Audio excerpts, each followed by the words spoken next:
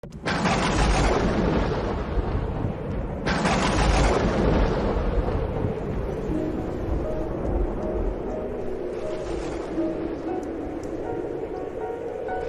Seigneur soit avec vous. Et avec votre esprit. Évangile de Jésus-Christ selon saint Matthieu. Gloire à toi, Seigneur. En ce temps-là, voyant les foules, Jésus fut saisi de compassion envers elles parce qu'elles étaient désemparées et abattues comme des brebis sans berger. Il dit alors à ses disciples: La moisson est abondante, mais les ouvriers sont peu nombreux. Priez donc le maître de la moisson d'envoyer des ouvriers pour sa moisson. Alors Jésus appela ses 12 disciples et leur donna le pouvoir d'expulser les esprits impurs et de guérir toute maladie et toute infirmité. Voici les noms des 12 apôtres. Le premier, Simon, nommé Pierre. André, son frère, Jacques, fils de Zébédée, et Jean, son frère, Philippe et Barthélemy, Thomas et Matthieu le publicain, Jacques, fils d'Alphée, et Thaddée, Simon le Zélote et Judas l'Iscariote, celui-là même qui le livra. Ces 12, Jésus les envoya en mission avec les instructions suivantes. Ne prenez pas le chemin qui mène vers les nations païennes et n'entrez dans aucune ville des Samaritains. Allez plutôt vers les brebis perdues de la maison d'Israël. Sur votre route, proclamez le royaume des cieux. Guérissez les malades, ressuscitez les morts, purifiez les lépreux, expulsez les démons. Vous avez reçu gratuitement, donnez gratuitement. Acclamons la parole de Dieu. Louange à toi, Seigneur Jésus. Ce fragment de l'Évangile est comme une radiographie du cœur de Jésus. Ce sacré cœur, ce cœur plein d'amour que nous avons célébré vendredi passé. Et ce cœur plein d'amour continue ses effets depuis la création. L'amour de Dieu continue d'œuvrer dans le monde. Et saint Matthieu nous informe des sentiments de notre Seigneur en voyant tant de personnes qui étaient sans guide moral, sans guide spirituel. Et le Seigneur a de la peine pour cette foule. Et nous pouvons déduire que c'est précisément le même sentiment qui a favorisé l'incarnation de Jésus. Parce que son cœur était plein d'amour, parce que son cœur était plein de compassion, nous dit l'Évangile d'aujourd'hui, il a fait le premier pas en amour. Il a pris l'initiative en amour. Et la compassion est donc l'un des sentiments les plus profonds dans le cœur de Jésus. Dans ce cœur plein d'amour, il y a aussi beaucoup de compassion.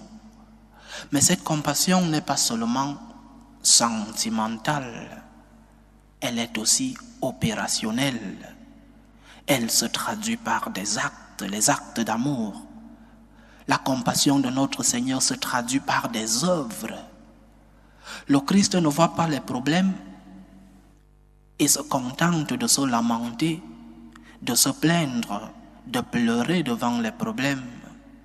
Le Christ constate qu'il y a un problème autour de lui, il se met au travail pour résoudre ce problème. Et c'est précisément là que nous devons imiter notre Seigneur. Beaucoup d'entre nous vivons en permanence en train de nous plaindre. Tout va mal. Le monde va mal. Les guerres par-ci, les dictatures.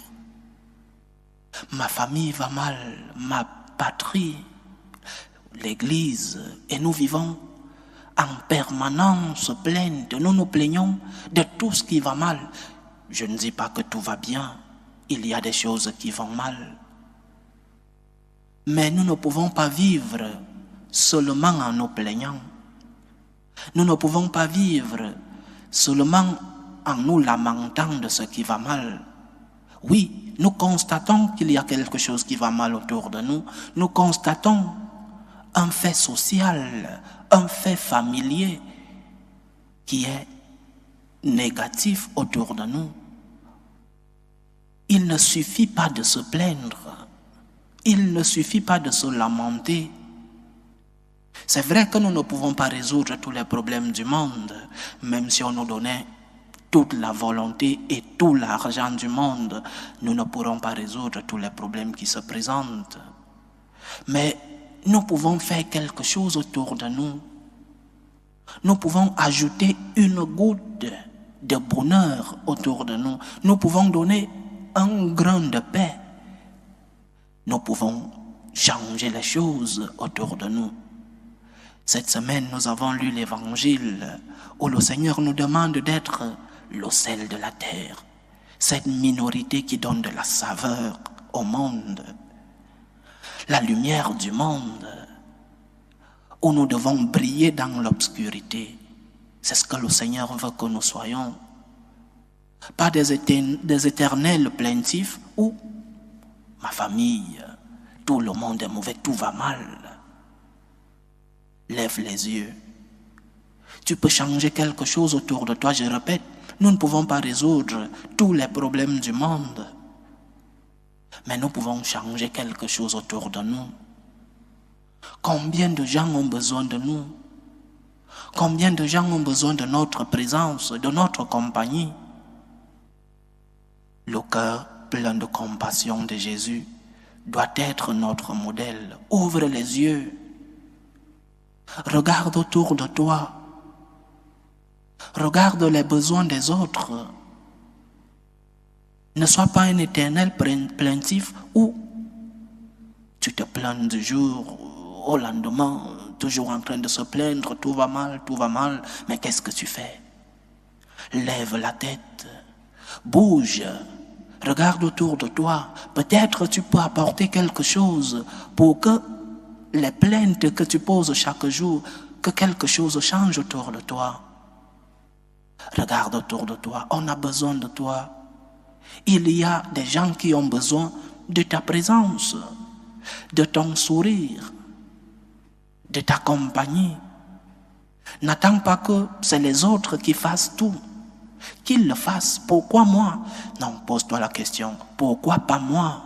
Pourquoi pas toi? Pourquoi moi? Pourquoi c'est moi qui dois le faire? Non. Pourquoi pas toi? Pourquoi ce n'est pas toi qui peux changer le monde autour de toi? Pourquoi ce n'est pas toi qui peux changer ta famille? Pourquoi ce n'est pas toi qui peux changer ta patrie, ton église? Pourquoi moi? Pourquoi pas toi? Et si nous tous nous posons cette question, pourquoi pas moi? Alors les choses bougeront autour de nous. N'attends pas que les autres le fassent. Ou alors, n'attends pas qu'on te demande de le faire. Parce que nous avons tous les yeux pour voir les besoins des autres. Nous avons tous les yeux pour voir que ça va mal autour de nous. N'attends pas qu'on te le demande. Parce que Dieu n'a pas attendu que tu lui demandes son amour. Il a fait le premier pas. Toi aussi, à imitation de Jésus, fais le premier pas en amour. Lève les yeux vers les autres. Aime en premier. Fais le premier pas. Parce que Dieu nous a aimés en premier. Parce que le Seigneur t'a aimé avant même ton existence. Et donc, quand tu vois quelque chose qu'il faut faire, fais-le. N'attends pas que c'est l'autre qui le fasse. N'attends pas qu'on te le demande. Imite le cœur compassif de Jésus. Ce cœur brûlant d'amour, ce cœur qui nous a tant aimés. Et nous, à imitation de notre Seigneur, nous devons essayer de vivre comme lui, comme notre modèle. Lui aujourd'hui qui voit cette foule, l'Évangile dit qu'il voit la foule qui était désemparée et abattue, dit l'Évangile. Le Seigneur n'a pas attendu que la foule lui dise « Seigneur, aide-nous ». Non, le Seigneur voit les besoins et il est plein de compassion. Il se met à l'œuvre. Donc, chers frères et sœurs, premier enseignement de ce dimanche, ayons un cœur compassif, le cœur de Jésus. Demandons au Seigneur de nous donner ce cœur plein d'amour, ce cœur qui brûle d'amour, ce cœur qui est plein de compassion, et pas seulement une compassion sentimentale, mais une compassion opérationnelle, une compassion qui se traduit par des actes, aimer avec des œuvres, les œuvres d'amour. Mais la première aide que le Seigneur nous envoie donner au monde est spirituelle, l'évangélisation.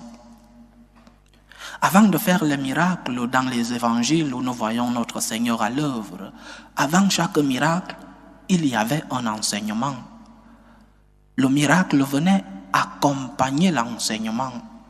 Le miracle était la preuve de ce qu'il disait était vrai et que lui-même, Jésus, avait de l'autorité.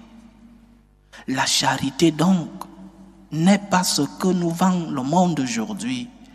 La charité va en premier lieu, la charité est d'abord dirigée à Dieu. C'est parce que j'aime Dieu que j'aimerai mon prochain.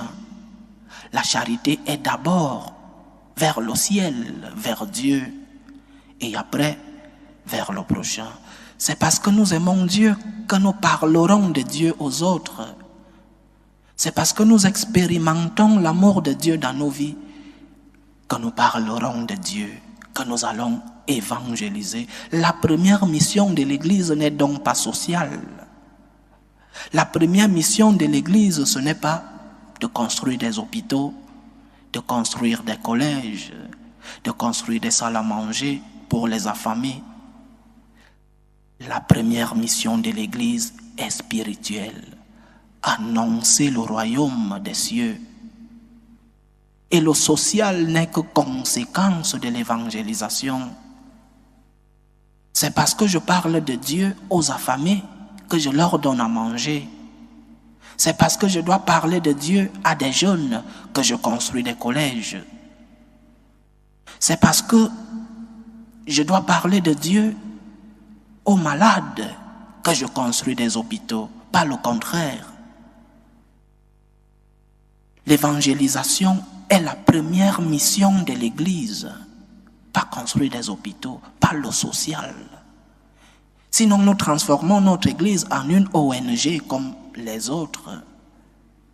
Mais si l'Église est comme d'autres ONG, elle a perdu l'essence même de sa mission.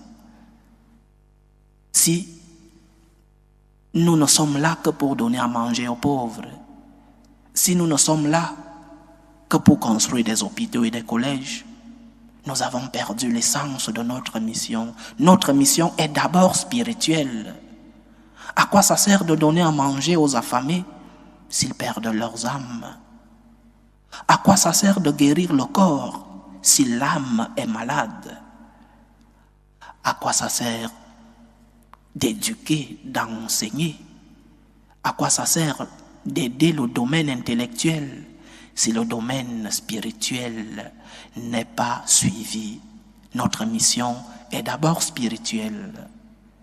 Il est donc urgent, plus que jamais, pour nous de prier pour les vocations, prier pour que les jeunes voient en ce monde, un monde qui n'a plus de valeur. Prions pour les vocations, pour que les jeunes tendent leurs oreilles à l'appel du Seigneur. Le Seigneur continue d'appeler. L'appel du Seigneur est toujours là. Est-ce que nous répondons? Est-ce que nous favorisons la réponse des jeunes? Est-ce que chez toi, ton fils a cette faveur d'être un consacré? Ou alors tu te dis, mon fils, non, mon fils doit être un avocat, mon fils doit être un grand ingénieur, mon fils doit étudier toutes les langues du monde, mon fils doit être un grand médecin. Pourquoi mon fils? Je reviens sur la question. Pourquoi moi? Pourquoi mon fils? Pourquoi c'est mon fils qui doit être prêtre? Mais tu te plains de la sécheresse vocationnelle. Pourquoi c'est mon petit-fils qui doit être prêtre? Pourquoi lui? Je veux mon fils à la maison, je le veux un grand intellectuel, un grand politicien. Pourquoi mon fils? Pourquoi c'est mon fils qui doit aller s'enfermer dans un monastère? Pourquoi pas lui? Pourquoi pas lui? Pourquoi ce n'est pas ton fils qui doit être prêtre? Et nous allons à l'église, nous nous plaignons du peu de prêtres qui sont dans les paroisses. Et nous allons à l'église, nous nous plaignons que les prêtres ne reçoivent pas. Mais s'ils sont si peu et que la moisson est abondante, et que toi tu caches ton fils à la maison, ton petit-fils, pourquoi mon petit-fils? Prions pour les vocations. Favorisons les vocations. Parlons de l'appel de Dieu aux jeunes aujourd'hui, dans nos maisons d'abord. Nous sommes les premiers évangélisateurs chez nous. Et si nous ne parlons pas de Dieu aux jeunes à la maison, si nous ne prions même pas ensemble, je ne sais pas si les familles prient encore ensemble avec les enfants. Si nous ne montrons pas le chemin de Dieu aux enfants, nous ne serons pas en train de favoriser des vocations. Donc, chers frères et sœurs, en ce 11e dimanche du temps ordinaire, 2 enseignements que le Seigneur va nous transmettre. Imitons le cœur plein de compassion du Christ. Faisons le bien autour de nous sans attendre que c'est l'autre qui le fasse en premier, sans attendre qu'on te demande de le faire. Surtout, donnons d'abord de l'aide qui sauve l'âme. Sauvons les âmes d'abord, avant de chercher à sauver le corps. Prions pour les vocations. Prenons soin de ces vocations qui sont déjà là. Loué soit Jésus-Christ. À jamais.